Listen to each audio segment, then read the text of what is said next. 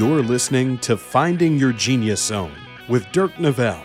With the help of successful individuals across industries, Dirk breaks down the unknown parts of every vocation while highlighting the importance of finding a career where you can leverage your natural skills, passions, and interests. Now here's your host, Dirk Nevelle.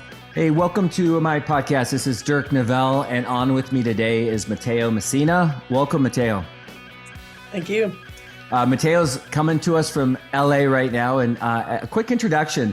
So I remember, I think it was just out of college, one of our mutual friends, John Newble, said, let's go watch my buddy play. I think he was playing piano at a bar or restaurant or something in Fremont. And I've always gravitated towards music. I'm a guy who has no music talent, but I absolutely love music. And I'm always intrigued with people who have that skill set. But eventually Mateo's he's done a lot. And I've been watching him from afar. And I guess he'll introduce himself and articulate what it is he does. But he's a composer. He does film scores, very, very successful. So I'm really excited to have him on. Mateo, maybe if back in the day when you were commuting from Seattle to Burbank and someone sat next to you and said, hey, what do you do? How would you answer that?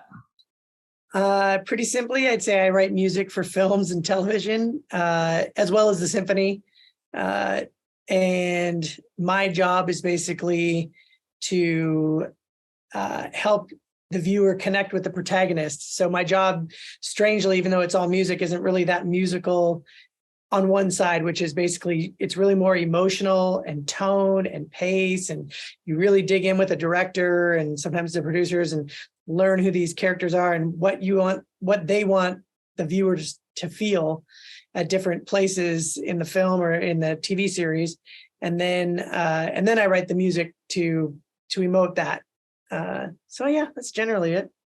So, I'll just get into some of my specific questions and then we'll go backwards a little bit. But, I experienced in a previous podcast, somebody that does what you do, how they would sit down. I was really intrigued by the process. So do you just get a call based on reputation and they say, hey, Mateo, we would love you to do this movie? Or do you have to go and give them your 2 cents on what you would do and your take on it? Like, what's the process of actually getting these deals or winning these deals or winning, being hired to do a movie?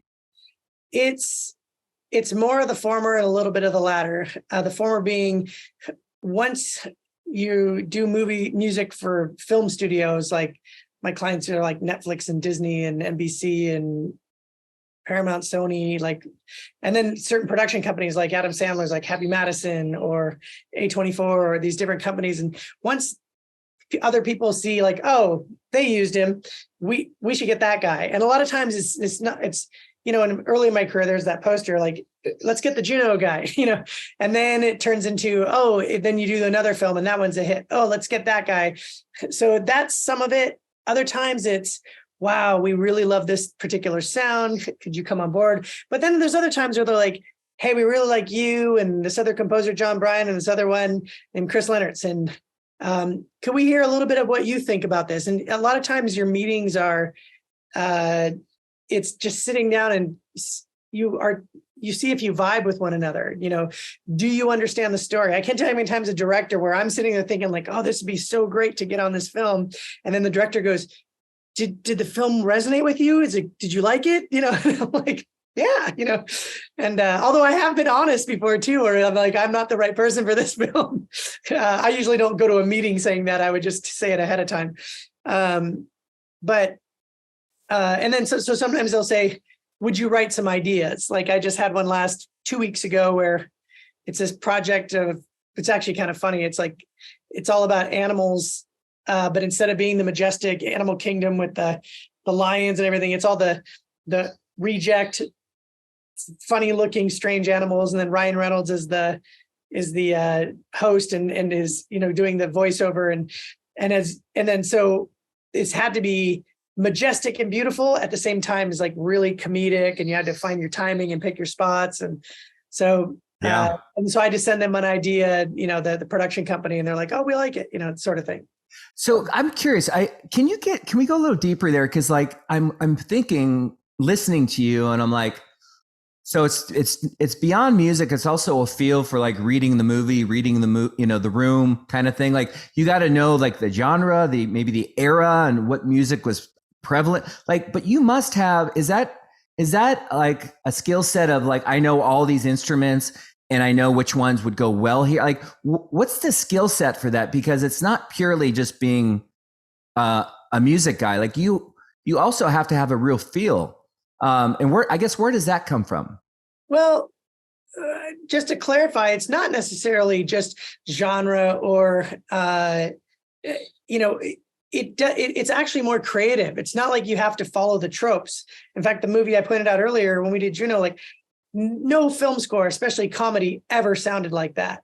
And, it was like, well, why don't we try this? And so you're not being hired to replicate anything. You're not being hired to, you know all the instruments, like that's not what it's about. It's really, hey, what can you bring to elevate this? What creativity do you have that can elevate this project? So, on the Adam Sandler project I did a couple of years ago, that one was set in Hawaii. So I was like, I'm going to study up on some Polynesian music and rhythms and things like that. So I would do some homework, but other times, like I did a show called Casual. It was like one of the very first shows on Hulu, and it went for 4 seasons. And I remember when doing that, it was like these characters and they look like they have it all together. And then it was a kind of a beautiful story because it was a love story about a fraternal one, a brother and a sister, it was not romantic. And you just see, as the story goes, you see how broken they really are inside. And so when I went to write the score, I was trying to figure out ways that things that would reflect that. And I thought, what if I pick these interesting instruments, these organic instruments, so it feels very organic and whatnot. And then I was like, and then I get all the musicians in, I maybe have 6 or so of us, and I go, all right, nobody tune. Like we everybody tunes once, and then nobody tunes for the next 2 hours, 3 hours. And what happens is the instruments start to fall out of tune. And so people are playing them beautifully, but they're just not quite right.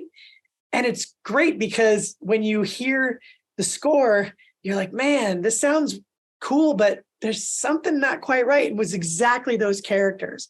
Those characters just, they had this beautiful sheen, but underneath it wasn't quite right. And so that's what you're being hired for. Yeah, I love it. Yeah. And so I'm thinking, is that like you up all night or like a week? Like, I know it can probably vary. Sometimes you hit it like right away, or maybe what's it like to put something together? Is that an all nighter that you're addicted and you can't go to bed and your wife's like, come to bed, but like, I'm almost there? Or like, how does that work? Is that something that you can do just sitting down one time, or does it take a long time to put together? Both. People ask, like, do you ever get writer's block? And I'm like, no, I can't afford writer's block. I have young children. And I've also found too, with young children, I tend to find the economy of my time.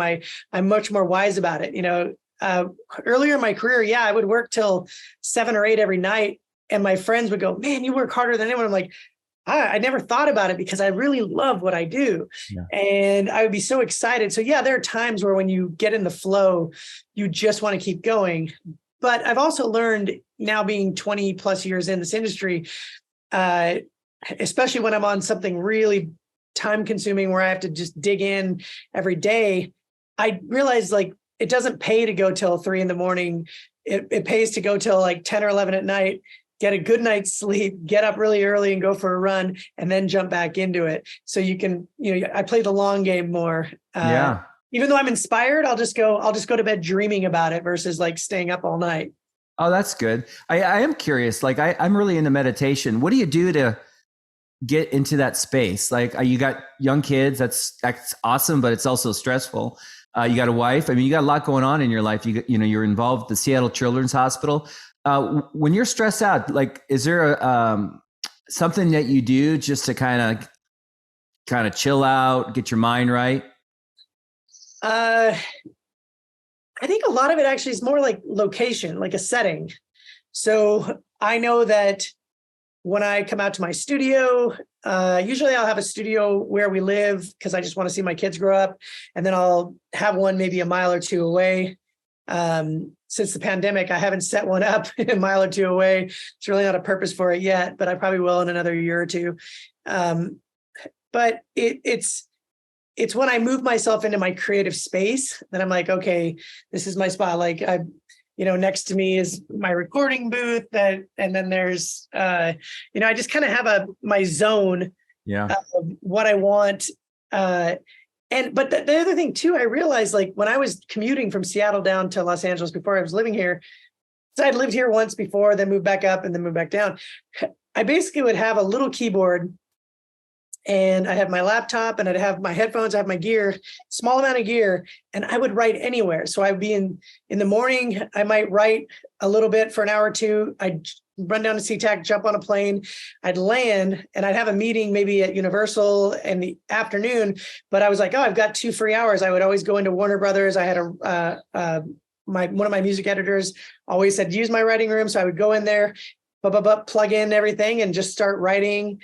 And then I would do my meeting and then I would go over, stay at a friend's, and then I would sit in the backyard and do all the same thing over again. And so I realized I could write anywhere, but I've also found I do love going into a space and having all my instruments around me and feeling creative. No, I love it. You referenced Juno, which is, I love that movie so much.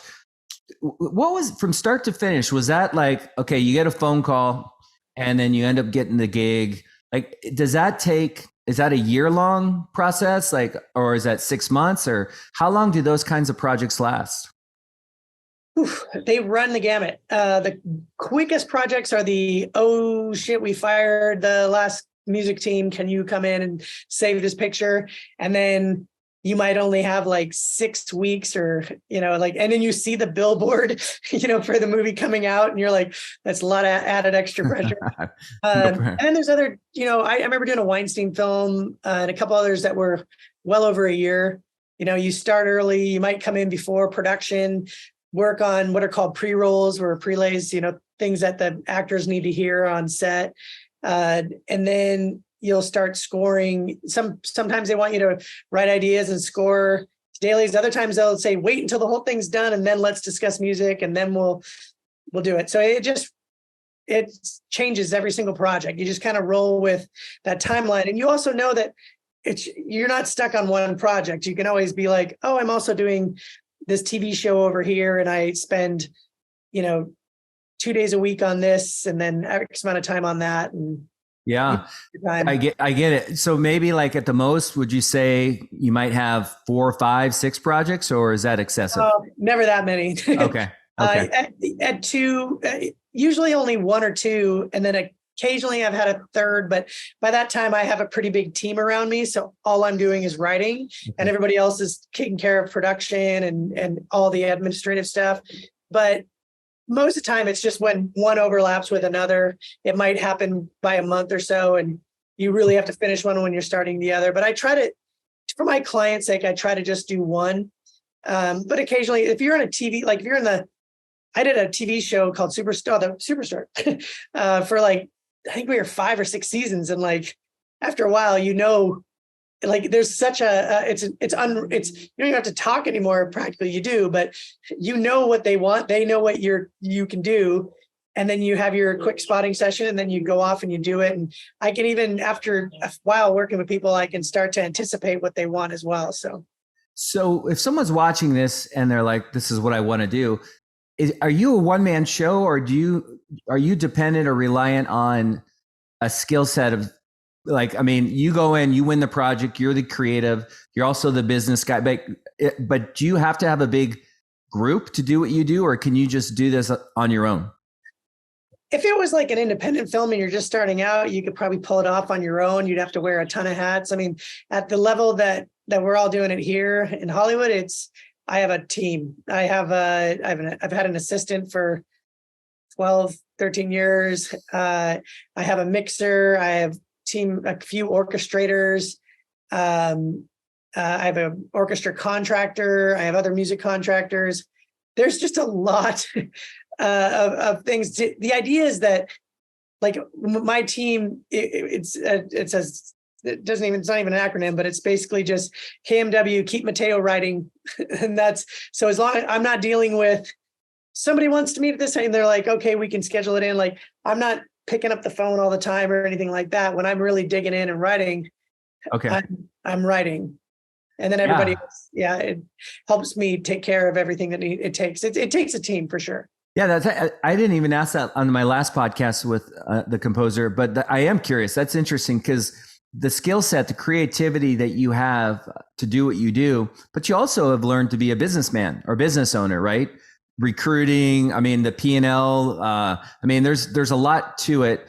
I guess if you're in the corner writing and they keep you there and that's what you do, then maybe you don't see the other parts. But I guess what I'm getting at is it's important if you're interested in this, you might have to have those skill sets as well beyond just the creativity. Absolutely. In fact, I studied business in university, not music. I played music since I was 3. I started playing professionally around 14 and then wrote my first symphony at 23, 24, somewhere in there. But business is, it's a business. It's a film business. I'm not really in the music business as much as the film business, but there is no like, people will go, we like what you do. Come on over. Like it's really a hustle. So when I started out, I moved down here and gave myself, I remember going, well, give it a shot.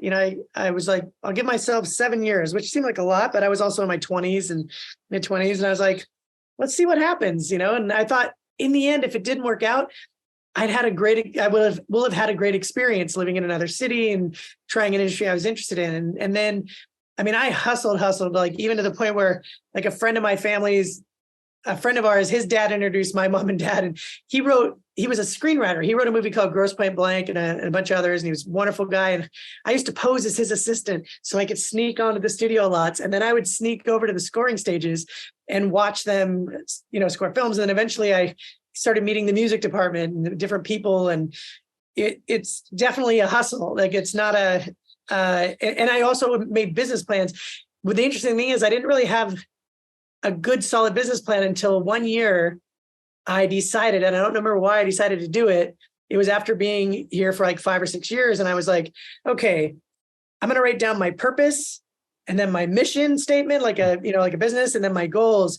And one of my goals was to do a studio feature. And it seemed like pie in the sky. And then somehow I did it that year. And I've done it every single year since. I always write out my purpose, my mission, my goals, and how I want to think I might be able to get to them. And that has been in essence, I did that from learning it in business school, not to do it personally, but from a business perspective. But I took it personally and took it in personal directions. And, that has helped me a ton because you don't just write music. You also I'll sit down with my agent once or twice a year, and we'll just do a business development call where we kind of go down the line of all of my clients and discuss who's doing what. And then we talk about what films are coming up that I'm interested in and we think I might be a good fit for. And we reach out and we figure out through the network who we know. And so, yeah, it's a business. Yeah. Yeah. I want to go backwards a little bit, but real quick on your agent. So you're the creative, but are you involved? Like, does the agent basically say, hey, this is a really cool project. I think would be a good fit.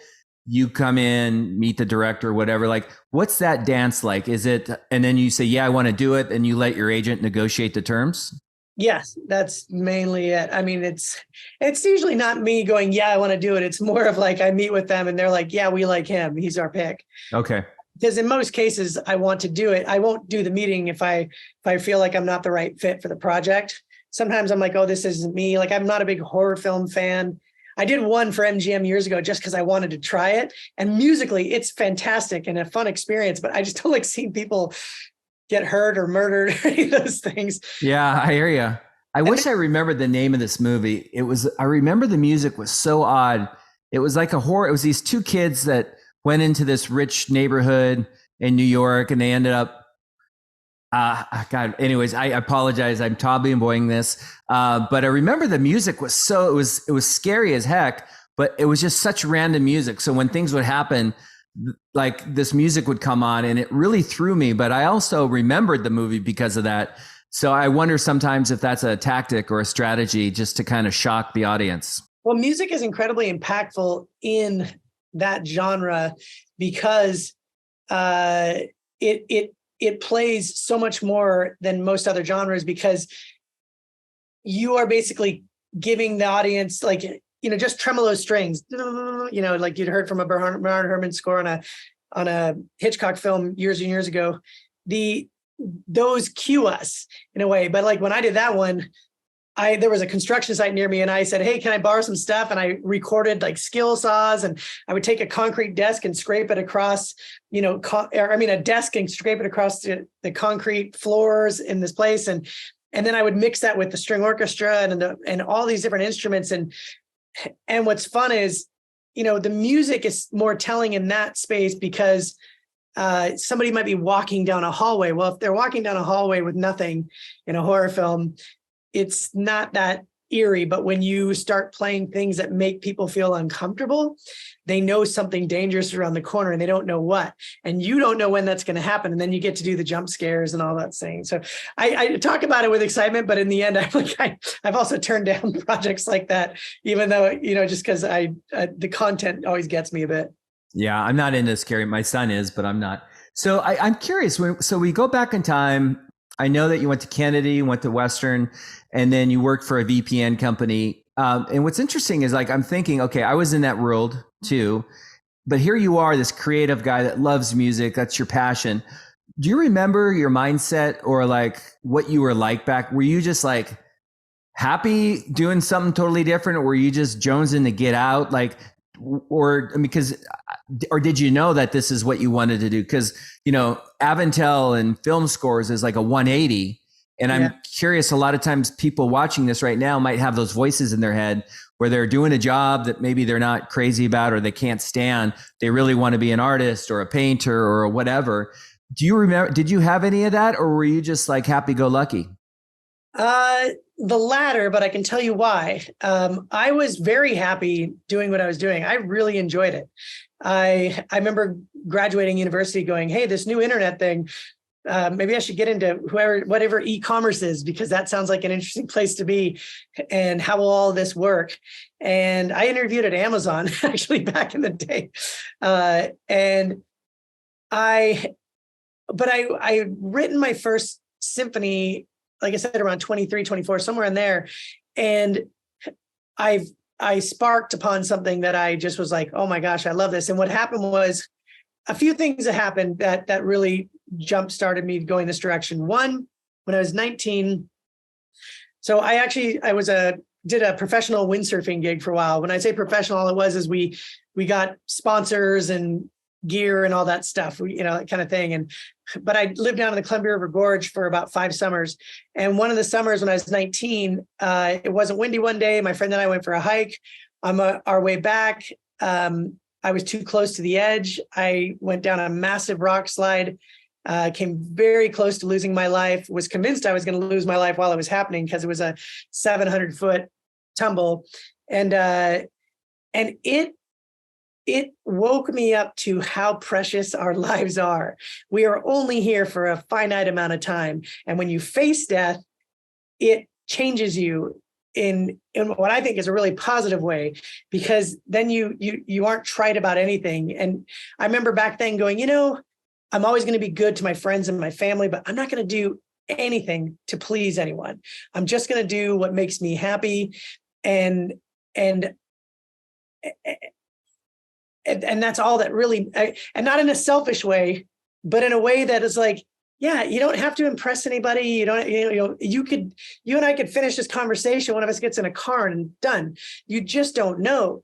And so that combined with, I discovered a technology that would allow me to take my piano music and I was like, oh, I could write a symphony.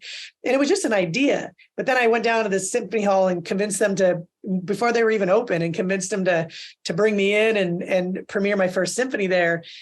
And then when I finished that meeting, they were like, you're going to be our 9th and 10th concert on December 5th and 11th. We look forward to seeing you in 7 months. And I walked out onto 2nd Avenue and went, oh shit, I got to figure out how to write a symphony. But it was very motivating and it was a fun adventure. And I was like, let's see where this goes. And what it's done in my life is it's allowed me to kind of give this, I have this spirit of say yes and see where it leads you. And so when I went and interviewed and ended up at Avantel, and I loved everyone there, such great people, And it was such a wonderful experience. And I got into international sales, and I, would go to Mexico and give talks at a conference in Spanish. And it was like, it was a great experience. But then once I had done my first symphony, somebody, a friend of mine from the windsurfing world was going to university down in I think it was called the Academy of Arts in San Francisco. And he said, "Hey, will you write the music for my short film?" And I was like, "I don't really know how to do that." And he goes, "Well, you didn't know how to write a symphony last year." And I was like, touche. And so I wrote it, and I fell in love with it, because back then I was performing like 3 nights a week at the Cloud Room and, in hotels, Starbucks, all over Seattle. And I was like, wow, I just spent a few days in my studio with the candles lit and just writing. And I just loved it. And so I thought this might be something I want to pursue. And so when it came time to go down to Los Angeles, I literally was in tears when I let the CFO and the CEO know, and they're like, "Of course, we were all at your symphony. Like, we expected you to do this at some point." And they were happy for me to go, and they encouraged me.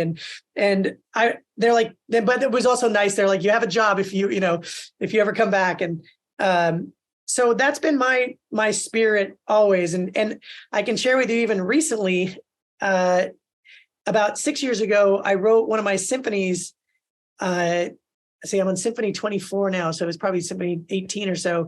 And it was a narrative, and I'd never written a narrative before. And I don't know what compelled me to do it, but I started writing it. And after a while, I was writing on these yellow legal pads, and I reached out to a director I work with, and he goes, "Hey, this is a screenplay." I'm like, "What?" He goes, "You're writing a play." And so he formatted it for me and showed me how. And then I started writing it in the script format, and then went and did this concert, and it landed like really well with the audience. And after the concert, and it was interesting because it was a comedy and fun, but musical, but then my mom was passing at the time. So I wrote it as a love letter to all of our moms, and it just hit the audience emotionally, and it landed really well. And then I had a colleague in town in Seattle, and I took him on a run he was up to meet Paul Allen, and I said, "Hey, I'll take you on my favorite run in the Arboretum." And we're talking about the film, and he goes, "Well, what are you doing with that symphony?" And he goes, "That sure seems like a film." And I go, "Yeah, like 12 other people have said the same thing." And he said, what are you going to do with it?" And I said, "Well, I think I should make it into a film." And he asked me what's stopping me. And I said, "Well, the capital." And he goes, "Well, I have capital. You should go make that." So here we are 5 years later, gosh, almost 6. Ugh. And I didn't have time to do it. I was so busy in my career. But when I got down we moved down to Los Angeles again, the pandemic hit. He called me one day, "Hey, are we still making this film?" And I was like, "Yes, I'm going to work on the script." And we've been developing it for the last 2 to 3 years. And in that time, somebody connected me for a lunch with a guy at New Line Cinema. And he said, "Well, if you're going to direct this thing, you should go make a short film." I made a short film. Then I happened to have a colleague from Kirkland who was in town, and he's the CEO of a company. And he said he wanted to see the short film, and I showed him. And then he's like, "Wow, could you?" And I directed it. And he goes, "Could you help us with some of our media? We've really kind of been struggling with some of our advertising." And then I ended up directing 10 national commercials for them last year.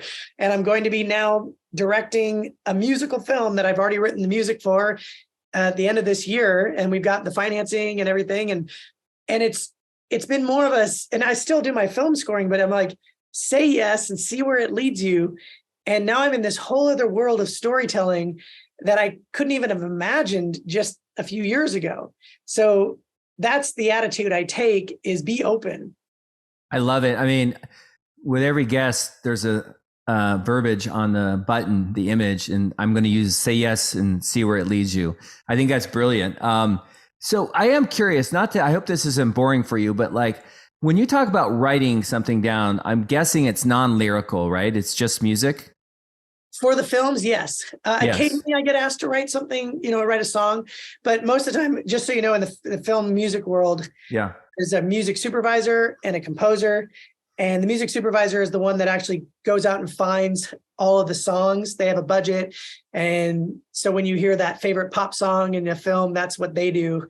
And then I'm working in lockstep with them going, "Hey, you changed that Aerosmith song to this song from Jet. And and it's a different key. So I need to, is this the final? Because I need to change the key of what I'm writing to come out of that song into the scene or whatever it may be." Yeah. Okay. So when you're doing your thing, I'm just trying to visualize it. Are you basically just writing musical notes And like, I don't even know how to ask the question. Like, what does that look like? Let's see if I can take my keyboard and go, whoop, that's right below me. At my desk. And then my composer desk is just filled with all my gear and all my screens and everything. And so when I'm writing, I'm actually physically playing on the keyboard. And then when I'm writing, even for like a cello, I'll be playing it on the keyboard, what I want the cello to play, even though I know when I bring it to a cellist, I'm going to have them, I'll say, oh, articulate this, change this note, and shape it with the real cellist. And the samples today are so good, but I'm just a big believer in you bring real musicians in, not necessarily because of, one philosophy over another, but really to me, it's the humanity. So when I'm bringing in, like I did a show for CBS a couple years ago or a few years back called Why Women Kill. And I think I had a 40-piece string section over at just a few blocks away from here at Warner Brothers, the Eastwood scoring stage. And the amazing thing about those string players is, because you could play a chord on a set of keys and do all the things to try to make it sound real. But what I love is, of those 40 people, and they're all people, we don't forget that they're not players, they're human beings. One of them just fell in love, and one of them just found out that their kid's on drugs, and somebody else is going through a shitty divorce, or somebody else, or someone's going bankrupt. You never know. Everybody brings this swirl of emotion in, and even though they're all playing what I've written, they're bringing that in, the humanity into it, and it's in the overtones, and I believe it's something that's felt, not heard. And so that's why I love bringing people together. That's why I write a new symphony every year, and with an 80-piece orchestra and usually multiple choirs. And sometimes we'll have 200 plus performers out there on the stage communicating to 2,000 people in the audience. And I just get to sit in the middle at the piano, having this wash over me as it goes into the audience. It was one of the most exciting experiences I know. But those people are experiencing humanity. They're not there to see how technically good somebody is, or some people might be if they're aficionados, but they're there to have a shared experience and to have a shared emotion. There's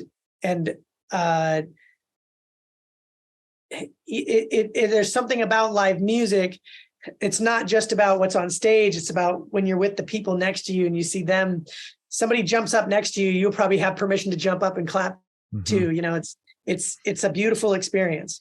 I've seen you, is it Benaroya? Yeah. I've been to a few, and I love it. Like, I love going to those events, and you're definitely in your element.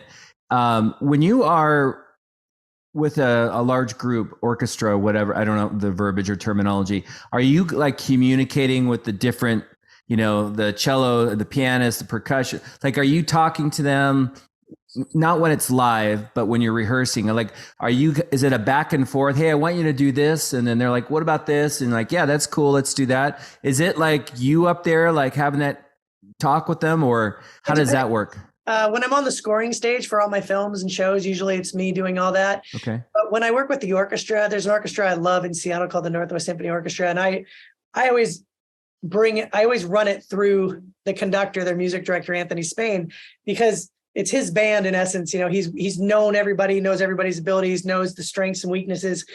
And there are certain times where I'll be saying something. He's like, oh, just go talk to the percussionist and let him know. But, and one time I like, here's a good example where maybe my economy of words isn't as good. Where one time I asked him, I said, hey, can I address the orchestra on this piece? And it's like, yeah. And I said, hey, do you remember when you were in high school and like two kids got in a fight, like a big circle gathered around, and you saw somebody like physically, like you heard it and it just sounded awful, and you saw a fist hit flesh. And I go, you weren't in the fight, you were just in that circle, but your adrenaline got shot up. I go, that's how I want you to play this piece. Like this section of this piece, I want you to play like that. And my conductor like looked at me, and then he looks at them and he goes, aggressivo. I love it.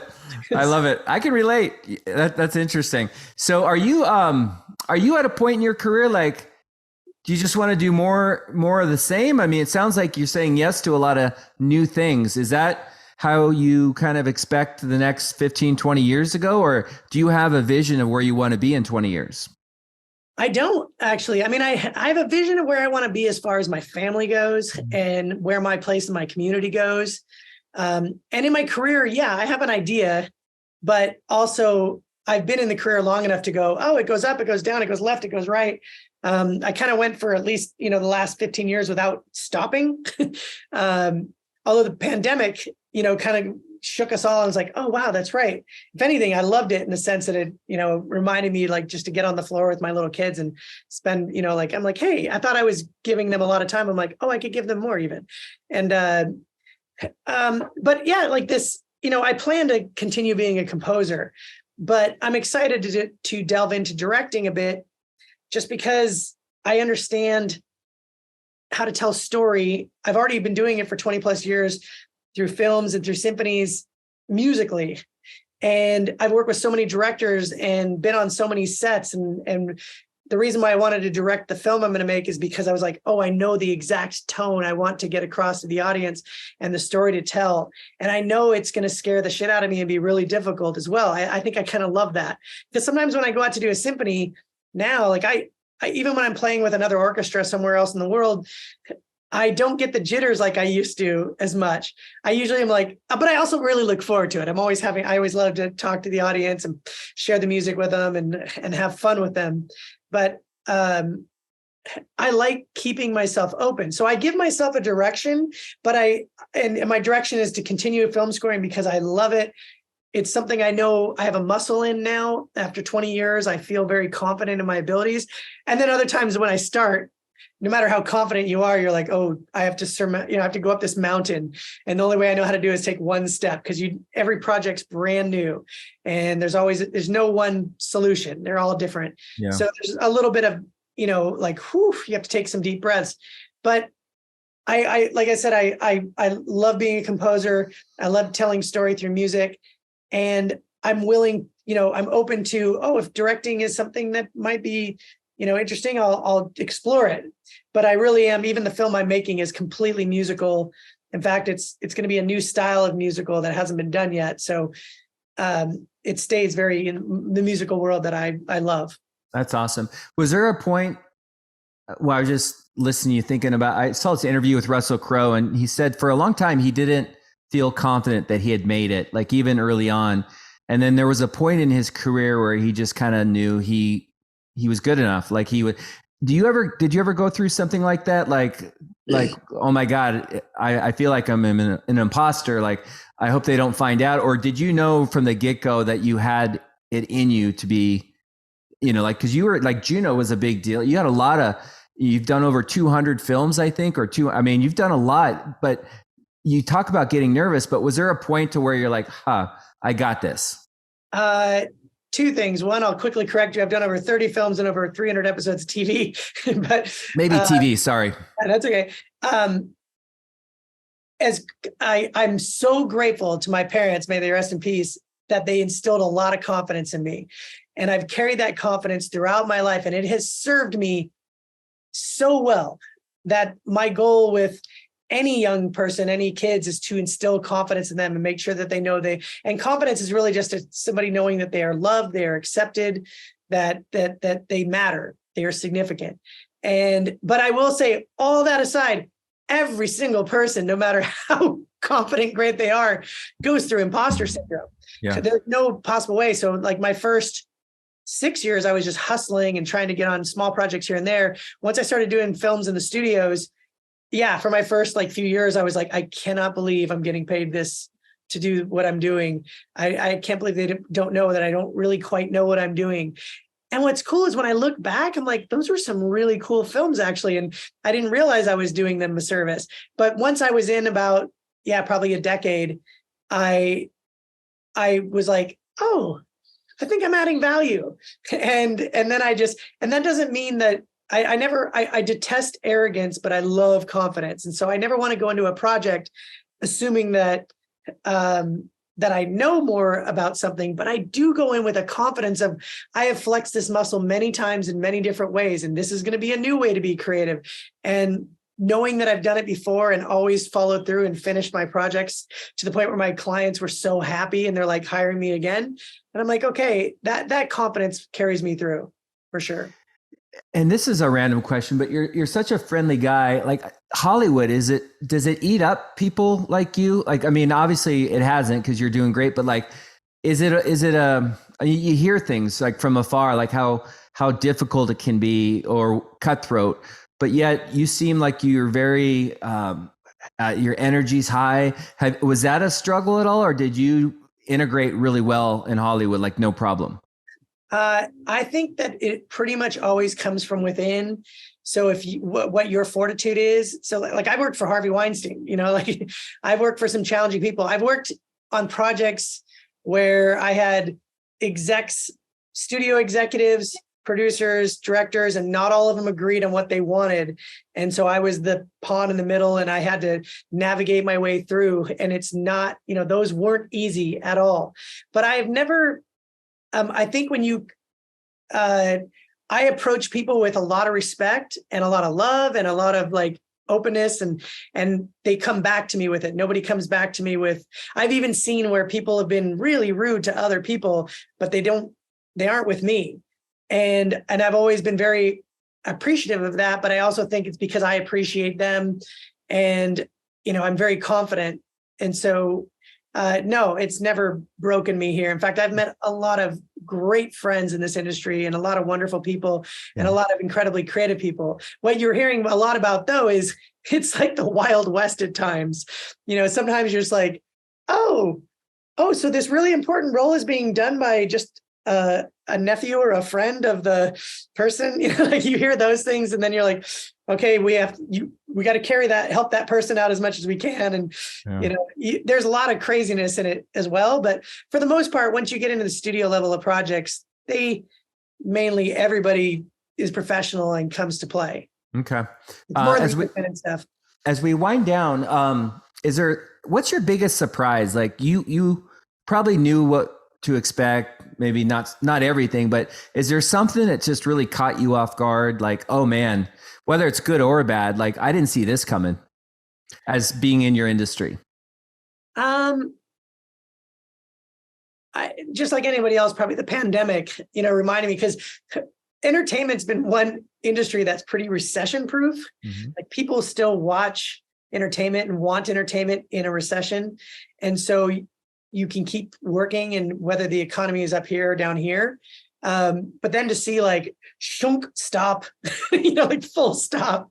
And then, thank goodness in my business, we have a royalty structure, which could, carry us through. But, just never forgetting the vulnerabilities.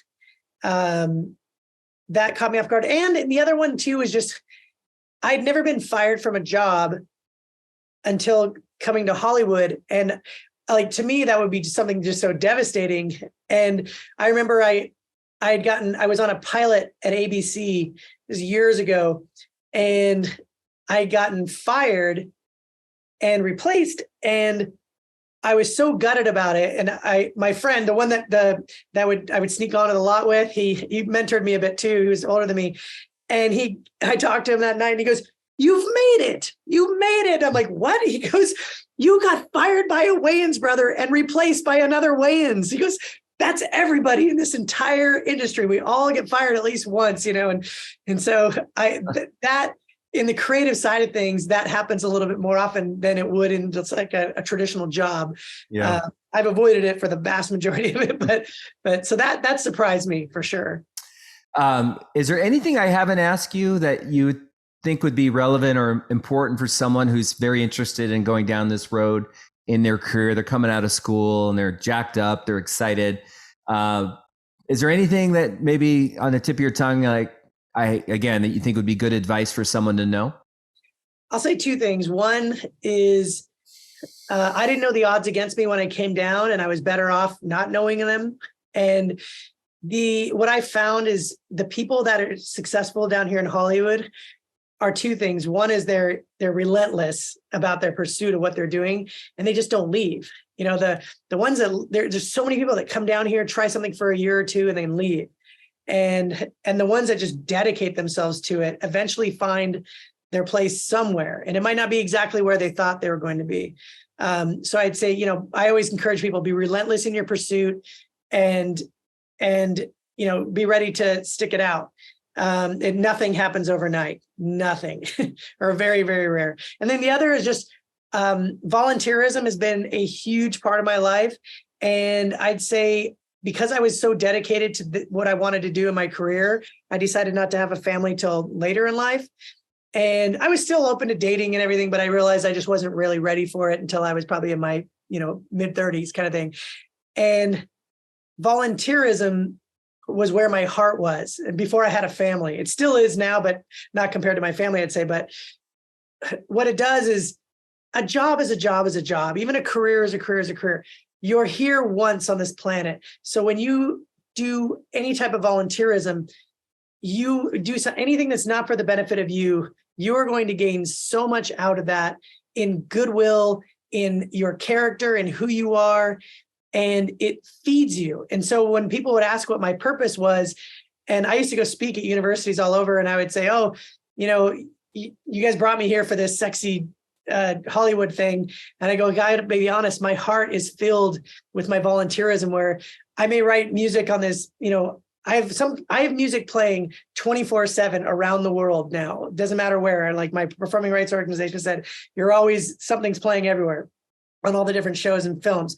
I go, but when I sit down and play piano and write a song with a kid who's going through a terminal disease or fighting cancer, and we write songs about bees and dogs and farts, and we forget about cancer for an hour or two, that fills me. And that might be a small service to them. And that fills me more than any of this career stuff. So those would be my two little pieces of advice. Yeah, I love it. I mean, that's powerful.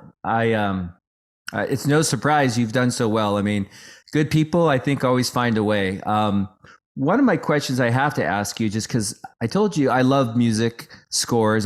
Last night I was outside listening. It touches me in a way. Like, I mean, I'll cry. I mean, it's a powerful thing for me, the music.